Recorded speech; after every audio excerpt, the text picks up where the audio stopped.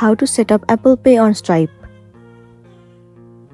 The very first thing you want to do is to head over to your website Stripe. Enter your login credential and then sign in to a specific account. Once you have been logged in, it will land you on this interface.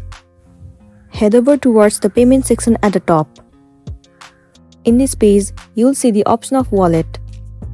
Inside wallet, different payment methods will be available to you. You can also see the Apple Pay is visible to you. You need to click on Apple Pay and then toggle on this option.